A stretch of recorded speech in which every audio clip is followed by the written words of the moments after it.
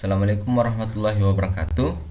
Perkenalkan, nama saya Muhammad Hairun Al-Habsyi, kuliah di kampus Universitas Negeri Makassar, jurusan Teknik Elektro, bekerja sama dengan Genetik Computer School, Singapura. Oke, pada pertemuan kali ini saya akan membahas tentang tinjauan umum etika. Yang pertama adalah pengertian etika. Menurut Kamus Besar Bahasa Indonesia terbitan Departemen Pendidikan dan Kebudayaan merumuskan pengertian etika dalam 3 arti pengertian sebagai berikut. Yang pertama, ilmu tentang apa yang baik dan yang buruk, tentang hak dan kewajiban moral. Kumpulan asa atau nilai yang berkenaan dengan akhlak. Yang ketiga, nilai mengenai benar dan salah yang dianut masyarakat. Masuk ke poin B, etika, filsafat dan ilmu pengetahuan. Adapun Abdul Qadir perincikan unsur-unsur penting filsafat sebagai berikut: kegiatan intelektual, mencari makna yang hakiki, segala fakta dan gejala dengan cara refleksi metodis dan sistematis untuk kebahagiaan manusia. Tinjauan akhir filsafat adalah sebuah ilmu adalah kebahagiaan umat manusia. Etika merupakan bagian dari filsafat, yaitu filsafat moral. Etika merupakan ilmu yang mempelajari perbuatan baik dan buruk, benar atau salah, berdasarkan kodrat manusia yang diwujudkan dalam kehendaknya. Nah, etika adalah ilmu pengetahuan, sedangkan moral adalah objek ilmu pengetahuan. Jadi etika menilai tujuan hidup manusia, yaitu kebahagiaan sempurna, kebahagiaan yang memuaskan manusia, baik jasmani maupun rohani, dari dunia sampai akhirat melalui kebenaran-kebenaran yang bersifat filosofis. Masuk ke poin C, etika, moral, dan norma kehidupan. Moral sama dengan etika, yaitu nilai-nilai dan norma-norma yang menjadi pegangan seseorang atau suatu kelompok dalam mengatur tingkah lakunya di dalam komunitasnya. Lawrence Kohlberg juga mencatat 6 tahap perkembangan moral yang dekat hubungannya dengan etika. Pertama, orientasi pada hubungan, ganjaran, kekuatan fisik dan material. Nilai-nilai yang bersifat kemanusiaan tidak dipersoalkan pada orientasi ini. Poin kedua, orientasi hedonistis, hubungan antar manusia. Orientasi ini melihat bahwa perbuatan yang benar adalah perbuatan yang memuaskan kebutuhan individu dan atau kebutuhan orang lain. Nah, masuk ke poin 3, orientasi konformitas. Orientasi ini sering disebut dengan orientasi anak manis, di mana seseorang cenderung mempertahankan harapan kelompoknya serta memperoleh persetujuan. Poin 4, orientasi pada otoritas. Pada orientasi ini cenderung melihat hukum, kewajiban untuk mempertahankan tata tertib sosial, religius, dan lain-lain yang dianggap sebagai nilai-nilai utama dalam kehidupan. Poin 5, orientasi kontrak sosial.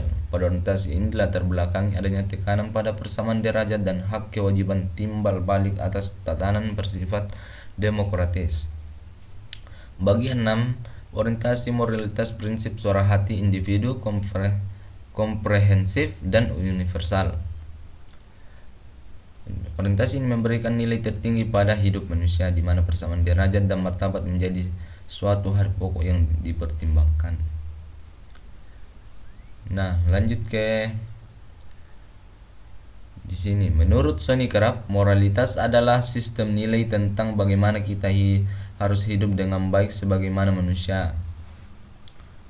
Dan adapun menurut Franz Magnus Suseno menyatakan bahwa etika adalah sebuah ilmu dan bukan sebuah ajaran, sedangkan yang memberikan manusia norma tentang bagaimana manusia harus hidup adalah moralitas. Masuk ke poin D, pelanggaran etika dan kaitannya dengan hukum. Beberapa faktor yang berpengaruh dan keputusan atau tindakan-tindakan tidak etis dalam sebuah perusahaan. Yang pertama, kebutuhan individu. Yang kedua, tidak ada pedoman. Yang ketiga, perilaku dan kebiasaan individu.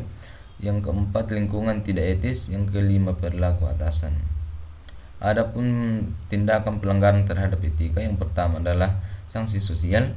Etika adalah norma-norma sosial yang berkembang dalam kehidupan masyarakat, maka terjadi pelanggaran. Sanksi terhadap pelanggaran tersebut adalah sanksi sosial. Yang kedua adalah sanksi hukum. Hukum mengatur kegiatan-kegiatan etika yang kebetulan selaras dengan hukum aturan. Lanjut ke bagian E, berbagai macam etika yang berkembang di masyarakat dikelompokkan menjadi dua jenis. Yang pertama itu adalah etika deskriptif, merupakan etika yang berbicara mengenai sebuah fakta, yaitu tentang nilai dan pola perilaku manusia terkait dengan situasi dan realitas yang membudaya dalam kehidupan masyarakat. Lanjut, etika normatif, merupakan etika yang memberikan penilaian secara himbauan kepada manusia tentang bagaimana harus bertindak sesuai dengan norma yang berlaku.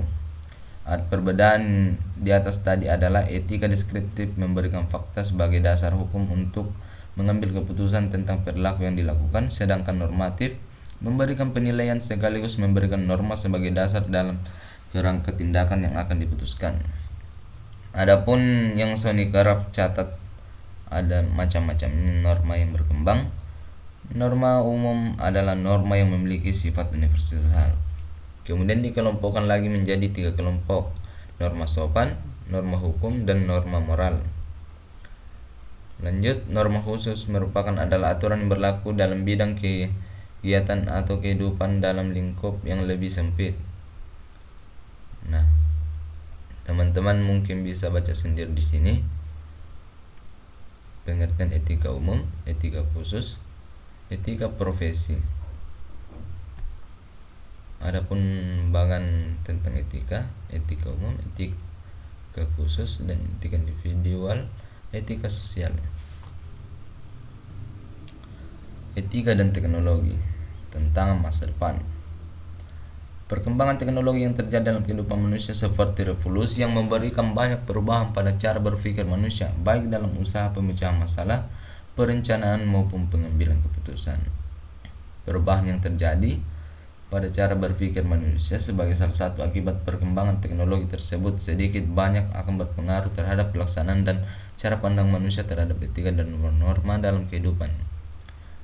Sedangkan teknologi sebenarnya adalah alat yang digunakan manusia untuk menjawab tantangan hidup.